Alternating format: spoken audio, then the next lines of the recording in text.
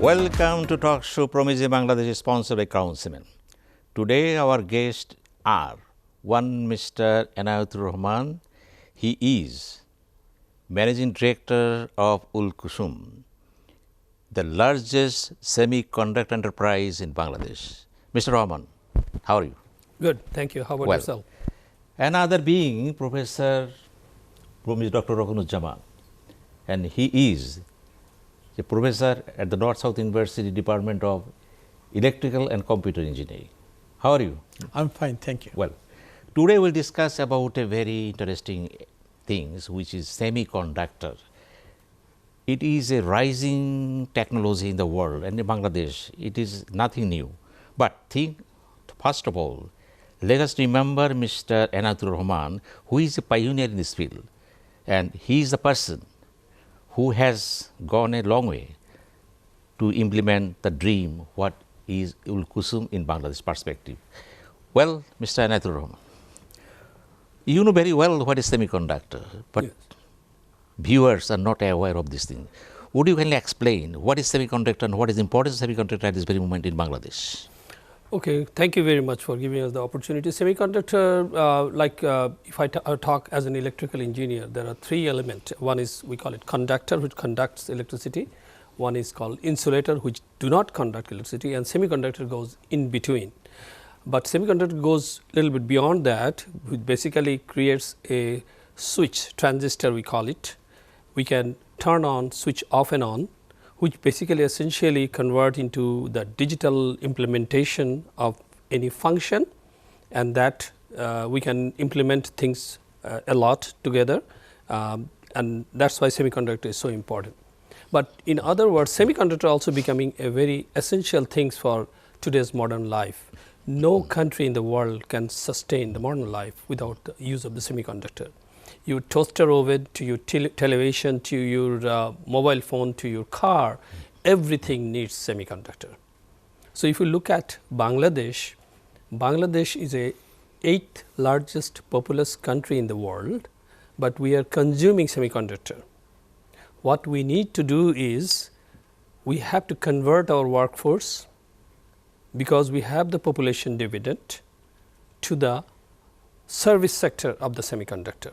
So we have to participate in the global ecosystem. That's why it is very essential and important to create the workforce that can participate in that kind of development. And in my company, that's how I did actually. I started with 4 engineers. I have more than 350 engineers worldwide. Bangladesh, we have almost 300 engineers. And I proved that this can be scaled up even further. Okay? So semiconductor is becoming very, very important things for almost every country. Well, Mr. Enayetur Rahman, Professor Dr. Rokonuzzaman, you are very expert in this line, and so far I know that you have written many books and articles are going on. What Mr. Enayetur Rahman as an enterprise passed a message? What is your understanding about it? Thank you very much. If you would like to build a nation, you have few means of doing so. First thing is that exploitation of natural resource, then the labor. The next one, knowledge and ideas. But in order to leverage knowledge and ideas, you need suitable technology core. And what Mr. Rahman was referring to, that technology core, that is semiconductor, and that is a very important technology core. Through this technology core, we can not only deliver services to the in the international market, we can improve basically all the products and processes what we have been running through incremental innovation and also reinvention.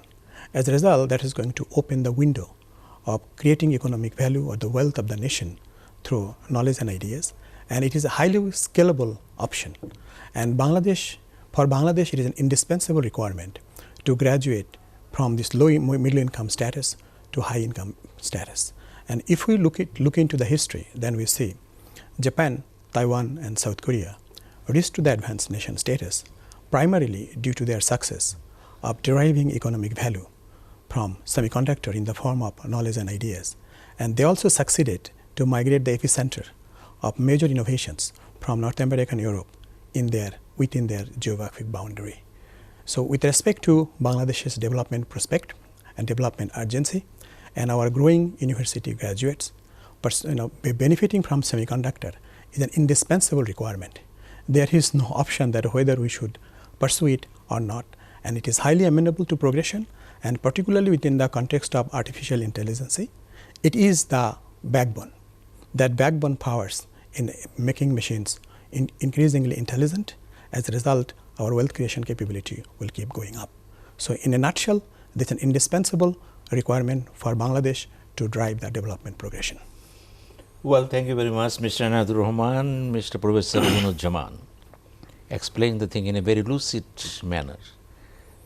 And do you believe that you need more than cooperation from the government side, because it is initially, we are moving initially, but it's a vast area. Thank you very much. Yes, we do need a lot of support from the government. In fact, this should be a highest priority for the government. It should be our national priority. I think we are late in the game. I think we have to catch up, and we can catch up, and we have the advantage of this younger population dividend that can be utilized with a different program. And I call it like a, Professor Rokonuzzaman was saying, one is from the university curriculum program and everything, short term, we have to get them ready for this industry.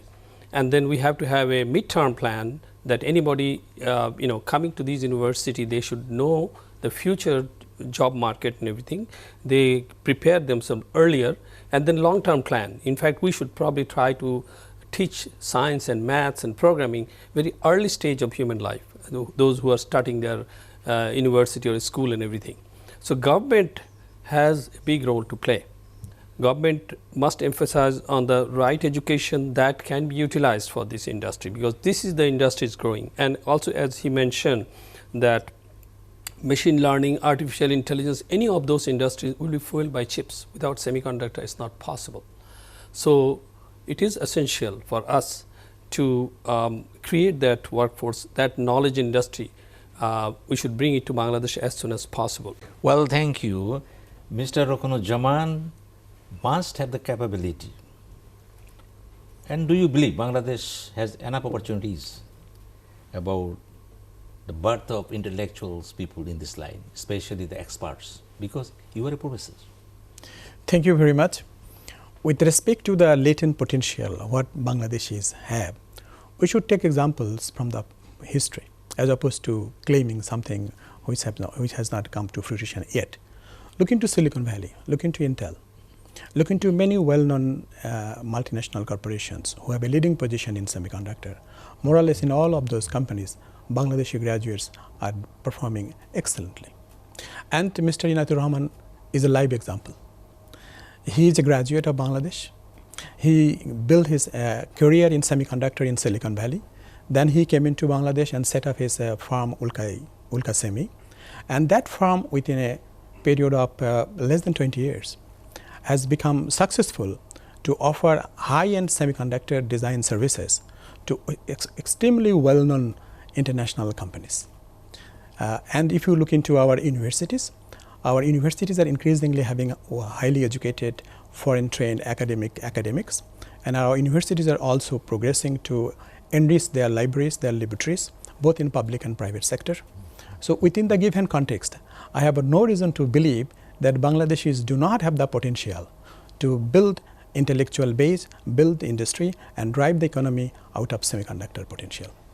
Thank you. Mr. Enayetur Rahman, do you think there should be a lot of scholarships in this area to be provided by your company also? Yes, we are actually doing working with almost all renowned university in Bangladesh. I personally go and visit. I'm presenting. We have the collaboration is going on. We have a co-op program where the universities where they are student, they are coming and learning about the semiconductor industry. We are sponsoring different programs. We have some we call it VLSI-thon. We sponsor those things. And yes, I think it will be possible in future. We'll try to give financial help to students so that we incentivize them to get into semiconductor area. those things will happen. There is no question about it. I am very open to it. We always work closely with different university. Recently, we work with UIU, BUET and all those university. So, we try to fund as much as possible, but I think this should be with some focused idea, focused plan that in long term we have to create certain type of workforce that industry needs, and the awareness. I actually spend a lot of time going create the awareness, because a lot of people are not aware of the semiconductor industry, which is very, very essential for Bangladesh. Well, Mr. Rokonuzzaman, Mr. Enayetur Rahman is very much appreciative of all these things. But we understand from your sayings that you are also interested in this field and you are trying your level best to do something for Bangladesh. Do you face any problems when thinking of all these things? There is a saying called priming the pump. Despite having a large potential, if you would like to initiate a pump to start producing water, then you need to prime it. That means giving the seed so that pump can start building its own momentum of self-propelling. And that is the place government has a strong role to play. First of all, with respect to government's strategy and policy in economic and industrial sphere, government should focus on how to leverage knowledge and ideas so that our economy would progress at a faster rate than ever before. And in order to do that, universities require research-centric capability to assimilate emerging development in the area of semiconductor and turning them into practice in the form of service, in the form of designing chips, even in the proceeding gradually near or in a long run future in the running a fabrication facility. And that is the place research based human resource development is an essential requirement. And universities alone cannot do it through their just basic curricula in producing generic graduates. So there should be focused research programs, and government certainly should patronize it, and my understanding is that government has an agenda to patronize it. It is about creating the understanding about the global dynamics of creating economic value from semiconductor. Then how could Bangladesh be linked into that dynamics as a potential node, and within that context there should be a synchronized response in partnership with the government, academia and the industry. So my first thing, I would say observation would be, we should focus on understanding what we need to do in order to build the momentum in a synchronized partnership between these three stakeholders. Then perhaps stakeholders are knowledgeable enough and intelligent and interested enough to start playing their due roles. So first thing is that perhaps government and other stakeholders should initiate the process of helping key stakeholders, key change agents and the nation as a whole, that what is the nature of the semiconductor business across the world, how is it unfolding, and how we can tie up into the global value chain so that we succeed to create the snowball effect from humble beginning in course of driving Bangladesh to be a high income country. Well, Mr. Enayetur Rahman, by this time you have established a big organization in this line, and we came to learn from your speeches that you have a long desire, a vision and mission. How can you plan that Bangladesh can proceed in this line? What is your vision? Okay, thank you very much. My vision is, I started with 4 engineers. So we actually, semiconductor is a very complex design. So what we did initially, we started with the front end side of the design before it goes to the fabrication. There is 3 essential parts. It's a design, fabrication and packaging and testing. So initially we started with only 4 physical design engineers, because that's I call it low hanging fruits. It's a little easier to teach and start all those things. And I think if I look back, this is the right decision I made that time. So what we did, we start with a physical design, and my vision was eventually get into other part of the design. The whole idea is complete design in Bangladesh. So I started that way. For last 14, 15, 16 years, I added one capability after another capability. So it's a layout, and then I went to the physical design, I went to the digital verification, I went to the digital design, I went to the analog design, I went to the analog modeling, analog verification, mixed signal verification, all the way to the architecture. So, now if customer comes to me and hand over the spec that here is the architecture, here is the spec, we should be able to do the complete work before it goes to the fabrication. So, my vision in future, I know that fab is very complex things, very difficult to do, and it's not possible to do in Bangladesh at this moment. But right after fab, when the wafer comes out, the product of the fab is called wafer. So, that wafer we can take and do testing on that wafer. Anything is designed will be on that wafer. That is the real product you can touch and you can see. So, we do functional verification. We are planning to do packaging and testing in future. So, I call it entire vertical space design. We want to have that capability in Bangladesh. So, my vision is to do the complete chip design in Bangladesh, and then eventually we want Bangladesh to get into the semiconductor manufacturing and all those things. That is where we need a lot of workforces. So, we have right now 300 to 350 engineers. My goal is to grow into 2,000 to 5,000 engineers if I can, and that requires a lot of vision, lot of things, and of course government help, because company like ours in any country, government makes a big difference. So, that is why I am saying that we have to work together so that we make a real story for Bangladesh. Thank you so much. Okay, thank you very much. Mr. Rokonuzzaman, Mr. Enayetur Rahman was speaking about the shortage of, engineers and expert in this line. And he also says that outsourcing is very important in this area, because a lot of experienced persons are not available at this very moment in Bangladesh. How can this gap may be bridged? Well, what Mr. Rahman has said, that resource augmentation, that perhaps will continue. Because it is this area has been evolving, and specializations are concentrated in few nodes of the world. So, he will be, or anybody getting into this business will be requiring to source expertise from across the world for augmenting what you have. Now, the second point is about building basic designers, and that is a case universities in partnership with the government and the industry can get into a special programs in educating already graduated students as designer. That would require perhaps 6 months to 1 year of training, and that could be done through postgraduate diploma or a master's program. Then we can have concentration into our undergraduate programs, so that undergraduate students would graduate with the industry ready chip design experiences, and we can also get into PhD program to particularly assimilate next generation technologies and contribute to the global chain of or the value chain of producing emerging knowledge, and that is the way we will be able to connect to the global expert, particularly from the academia.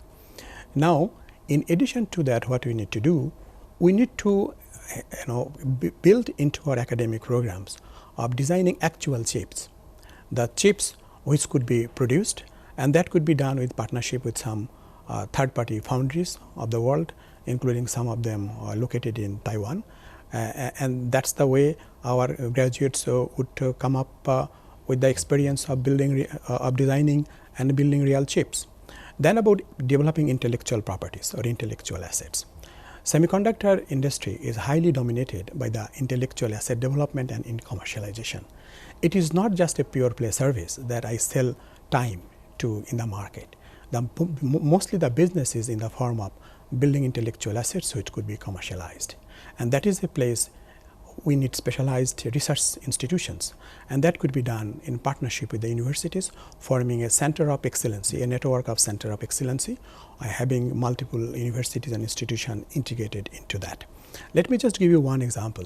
Even in India, designers are getting $12,000 to $14,000 as salary from multinationals operating in India. But look into Taiwan. In Taiwan, on an average, they are deriving more than $300,000 value from each designer, because they are mostly focusing on building intellectual assets in the form of design of proprietary chip, and we call them fabless companies. So Taiwanese semiconductor design segment has a high concentration of fabless companies like MediaTek and others. So we need to also look into that and expand in that area. So it should be application focus, research-based academic program in helping the industry to get highly competent professionals they can deploy. And also we should look into building the intellectual asset base, what they can commercialize in the international market. We should also look into the little labor-centric area. We call it a testing and assembling services. That's also a big area. It's a kind of $40 billion industry. And in that case, we can integrate our polytechnic institutions and vocational institutions to build technicians who are competent in doing state-of-the-art semiconductor testing, bonding, and assembling services. So as a whole, I would say we need to build a network of institutions targeting the exploitation of the possibilities of the semiconductor industry. So it should be a national program, and certainly government should play a key role. And I would like to give an example. Within the context of Taiwan, there is an institution called ITRI.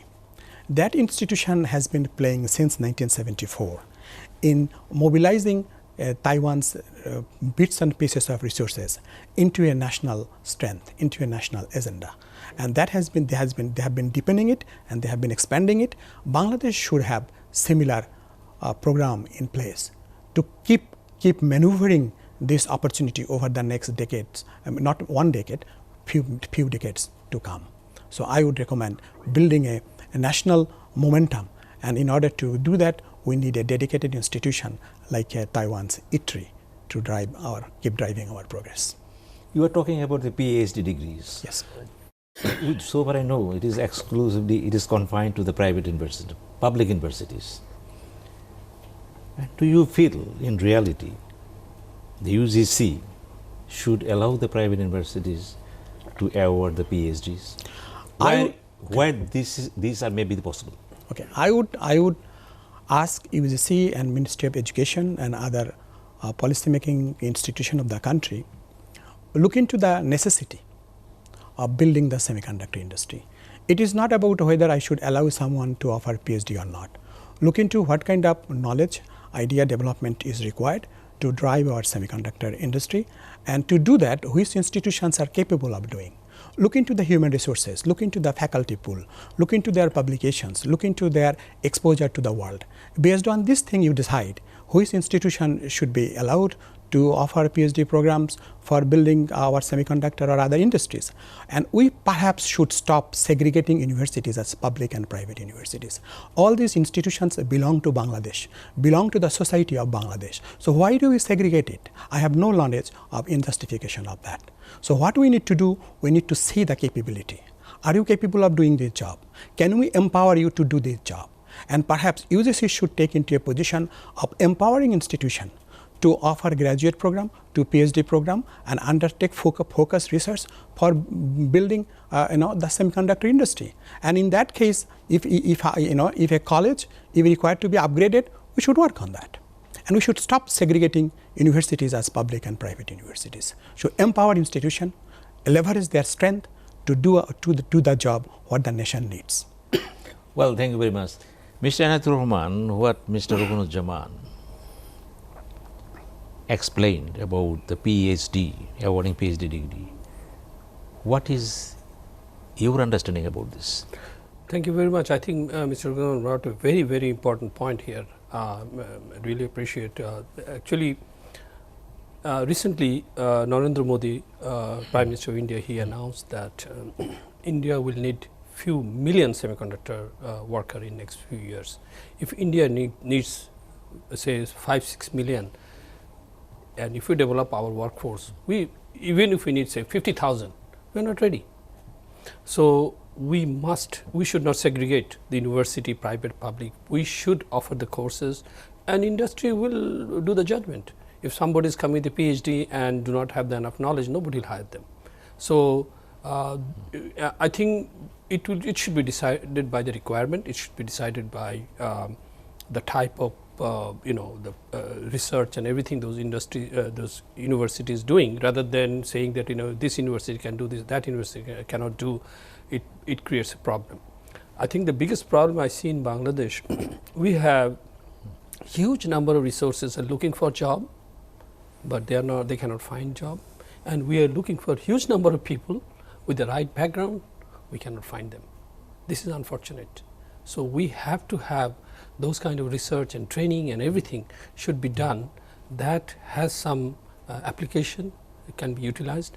So PhD degree, we have several PhD, our employees has a PhD degree, and they are doing some research and work and everything. So we are very open to hiring those people, because if somebody beyond undergrad is doing masters and PhD, they are doing research and they do more advanced knowledge, and that actually big help for us also.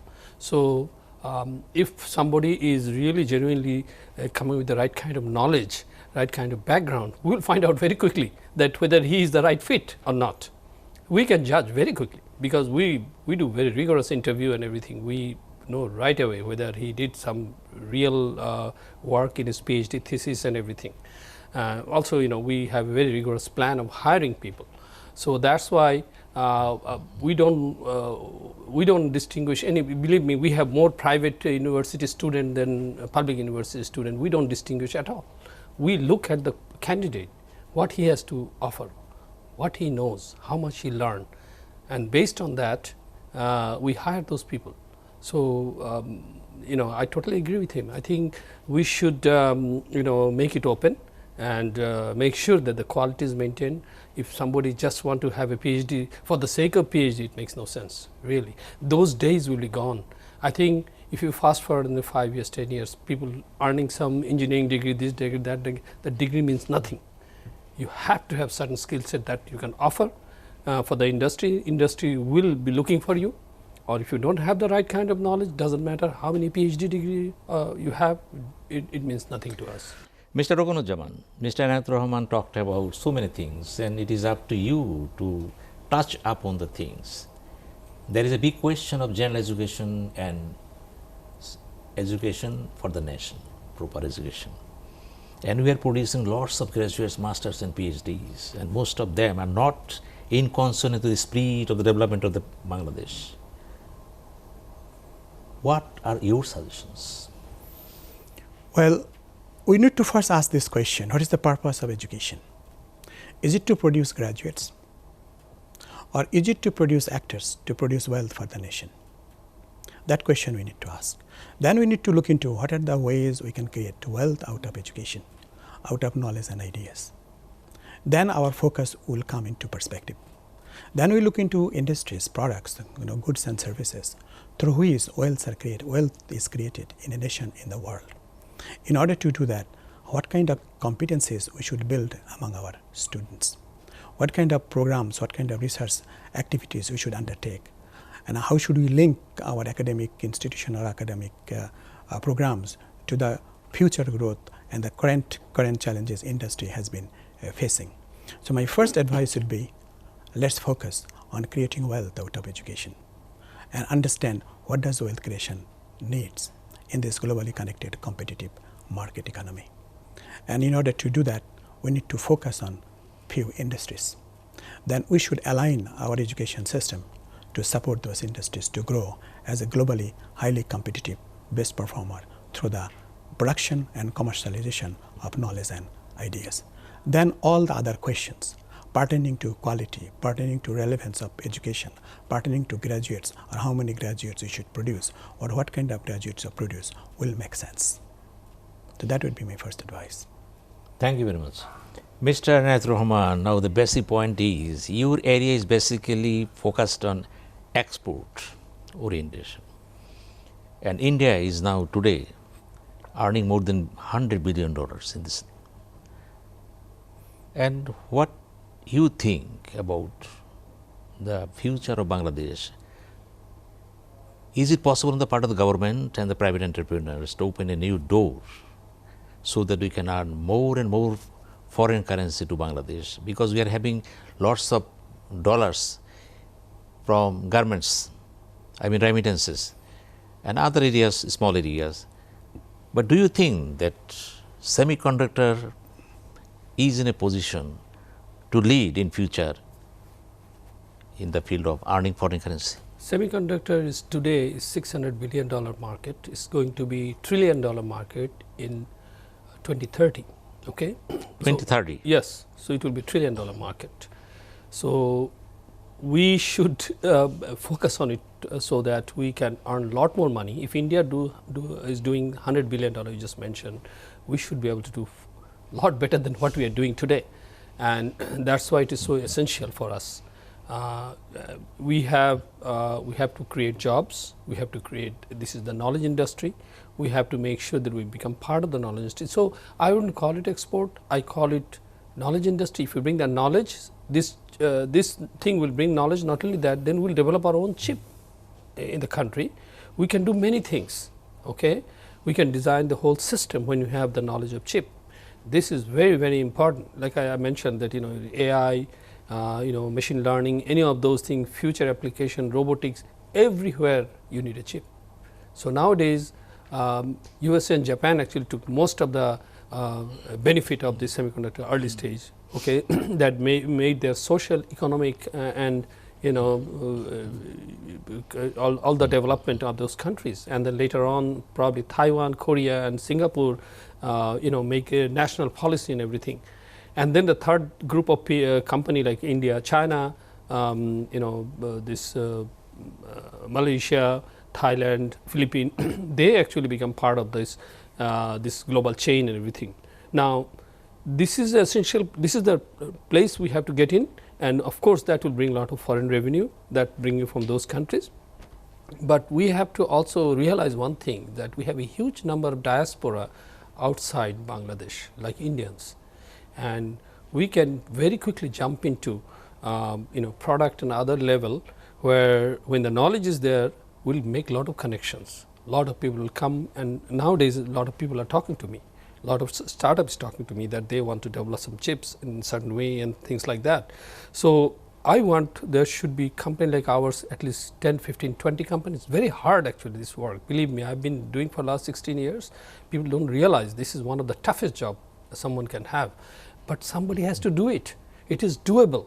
And this is how our country will make money and individual will make money. So, we should focus on those things. And this is the area I think that there will be future growth, there will be job growth and everything. If you look at, fast forward 5 years down the road, we got to have a national policy so that we can, generate those kind of workforce. And definitely it will bring a lot of revenue for the country. There is no question about it. If it is going from 600 billion today to $1 trillion in the next few years, we should be ready for that. And this is very important. So far we understand the Prime Minister herself is very much interested in the areas of business, commerce and trade industries. Have you ever talked to the Prime Minister? No, I did not talk to the Prime Minister. I actually met Shoji Joy many years ago. I'm sure Prime Minister knows about our company. Shoji Joy knows about our company. And of course, IT Minister himself visited my company couple of times, and he offered his support and everything. Like I said, policy-wise, government should do a lot more than that. So I'm hoping that I will get that opportunity in future. And I've been actually busy also growing my company. Now I think I'm ready to talk. If any chief executive of the country, I'm willing to talk to them and tell them what country needs today and how we can, moving forward and develop the country. As a leading entrepreneur in this field, do you feel that you should talk to the Prime Minister immediately so that you can boost the industries as expected of? I will be happy to meet, because if you look at India, Pakistan, any other country, all Prime Ministers are involved in semiconductor. Modi, even Pakistan's Prime Minister, earlier Prime Minister met a team from Silicon Valley, and they gave the proposal and everything, and Prime Minister called them. Here Modi is calling Indian diaspora. Okay, Malaysian Prime Minister is calling Malaysian diaspora. So think about it, all those things. Why they are doing that? There is a reason, because this diaspora can make a big difference for the country. That's why they tap into it. I think to answer your question, yes, it is essential. If I get chance, I will meet the Prime Minister anytime. For country's betterment, for the country's improvement, and get into the semiconductor area, this is very essential for Bangladesh. Well, thank you very much. Mr. Rokonuzzaman, Mr. Enayetur Rahman is very high of the movement and the march of this semiconductor, because he is one of the best initiators in this line. And we talked about the initiative of the Prime Minister, and he also said that Prime Minister Modi and other Prime Ministers of the different countries, they are very much interested, and they themselves took the initiative to talk to the entrepreneurs. What is your feelings about these things? Do you feel as a professor that industrialists like Mr. Enayetur Rahman should talk to the Prime Minister, to Prime Minister herself should take initiative to invite him? What about this? Well, that's the place. Perhaps I do not have much freedom to speak on behalf of them. He is an industry leader. He is an industry leader, and the Prime Minister is the chief executive of the government. From their respective positions, I think they are in a they can decide what they should do. But I would say both of them should be entrepreneurial. Both of them should reach each out. That because it is the nation building agenda, and I think Prime Minister is driving the nation building agenda, and Mr. Enayetur Rahman has demonstrated a new window which could be scaled up as a nation building program. So I think both of them should move forward and put their heads and thoughts together to figure out how can you build a national program out of the demonstration of what he has made, which could be scaled up in both horizontally and vertically. So I would say both of them should take initiative to put their thoughts together, to give a direction to the nation, to scale up the success what Mr. Enayet has, to build a globally competitive semiconductor industry in Bangladesh in partnership with many other individuals and institutions. That would be my answer. But one thing is very clear from your speech and from the speech of Mr. Enayetur Rahman, it is a foreign currency growing industries. Well, let me help you to let me help the viewer also to understand. Taiwan in 1960s, initially they started agricultural economy. Then they went into labor intensive import substitution, but it didn't work out well. Then they went into labor intensive export based manufacturing, and that didn't work out well. Then they had a very national level, high level thinking, and with the leadership of the topmost person of the government, that what should Taiwan do to figure out a scalable growth path so that Taiwan can keep growing and to become a high income economy.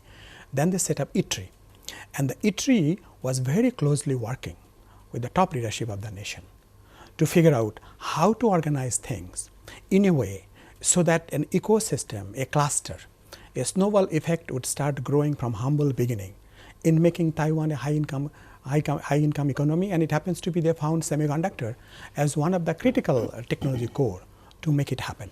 And diaspora issue, what Mr. Rahman was referring to, diaspora, they played a significant role in Taiwan, and one of the names and surfaces very often, that is Dr. Maurice Chang. Mm-hmm. And Dr. Maurice Chang is not an exception. There are many others. And the leadership, and so far I understand from the literature, Maurice Chang was personally requested by the top leadership of Taiwan to take the initiative and move forward the program of ITRI, which led to the establishment of TSMC. And as you know, TSMC has become the world only fab in producing the high-end chip. But initiative came from the top leadership of the nation. Thank you very much, Mr. Rokonuzzaman, for your sincere and fair and definitely very logical discussions here regarding the issues related to semiconductor. And thank you very much, Mr. Enayetur Rahman, for your analysis here. Well, viewers, we are about to end these talk shows, and definitely we learned so many things from the two giant figures in the field of semiconductor industry. And they informed us what the semiconductor industry is and why they are facing so many problems here. And they also believe there are so many problems, inherent problems with dilemmas, crises, and opportunities and challenges. And all the challenges need to be settled, not alone, but from the cooperation of the government. And we also believe the Prime Minister Sheikh Hasina, who is very much known as friend of rising and promising entrepreneurs in Bangladesh shall be more and more responsive to the calls and needs of the entrepreneurs of this industry. And thank you very much, you all, and we'll meet you again in the coming episode.